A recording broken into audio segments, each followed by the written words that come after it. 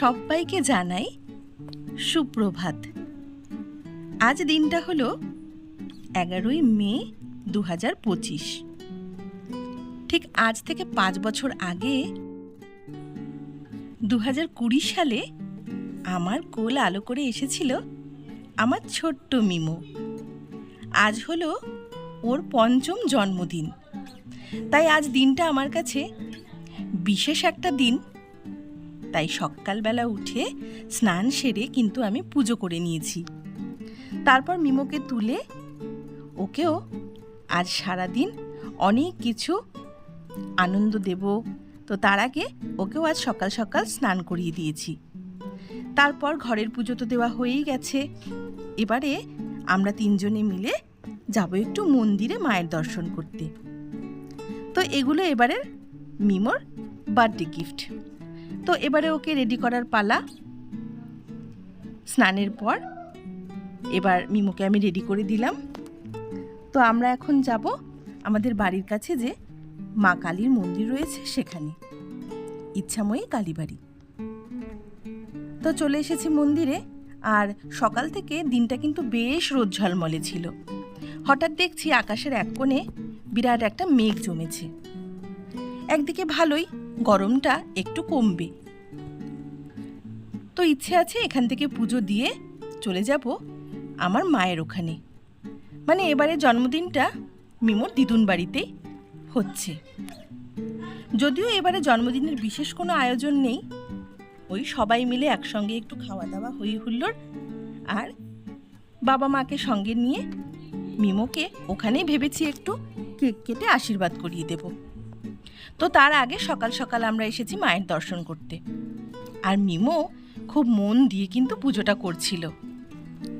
আর এখানকার যে পুরোহিত দাদা রয়েছেন উনিও বেশ সুন্দরভাবে মিমোর সঙ্গে মিলেমিশে গিয়েছিলেন। আর সেই সঙ্গে পুজোটাও বেশ ভালো হয়েছে, কারণ মন্দিরে একেবারেই ভিড় ছিল না, শুধুমাত্র আমরাই ছিলাম। তো তারপর যথারীতি পুজো দিয়ে মায়ের কাছে ছেলের মঙ্গল কামনা করে তারপর এখান থেকে আমরা চলে যাব কেক নিতে। তো কেকের দোকানের পাশেই ছিল একখানা মিষ্টির দোকান, যেখানে গরম গরম ডাল পুরি হচ্ছিল। সকাল থেকে উপোস ছিলাম, তাই জন্য এখানে আজ একটু ডাল পুরি মিষ্টি খাবো করে ঢুকেছিলাম। খাওয়া দাওয়াও সেরে নিয়েছি। তারপর চলে এসেছি এই কেকের দোকানটাতে।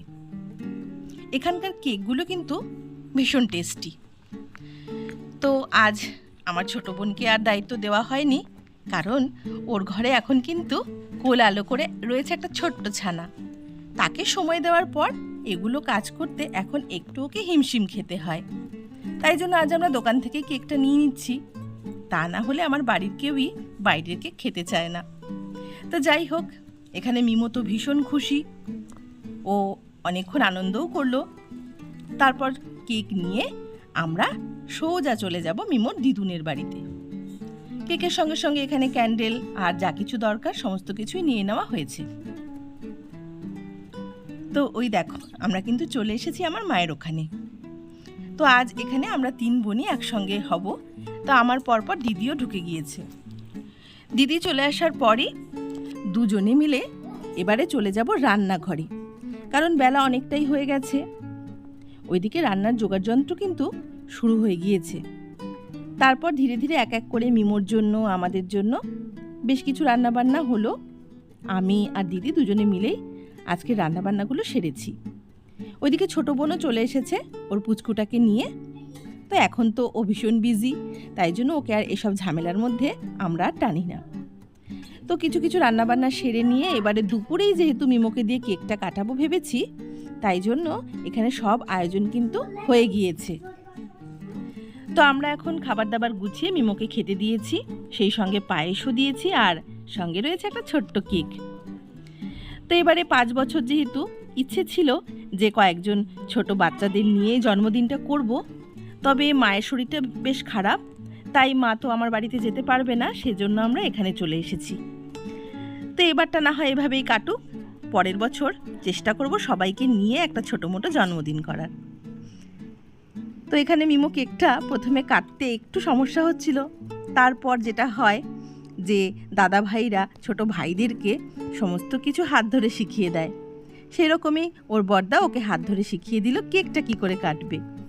যদিও সকলের জন্মদিনে মিমো কিন্তু পাশে বসে কেক কাটাটা ওর চাই, সে যার জন্মদিনই হোক না কেন।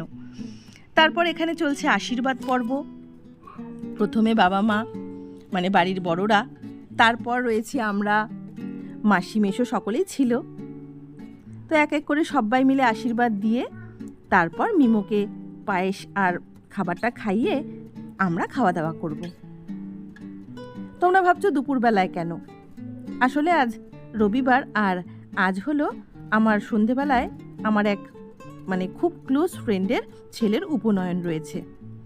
তো সন্ধেবেলায় একটা তাড়াহুড়ো ব্যাপার থাকবে বলে দুপুরেই আমরা এবারে খাওয়া দাওয়ার ব্যবস্থাটা করেছি। তো এবার খাবারের মেনুতেও মোটামুটি ছিল ফ্রাইড রাইস, ছোলার ডাল, পনির, এদিকে মিমোর জন্য 5 রকমের ভাজা, স্যালাড, আমের চাটনি আর ছিল মাটন কষা।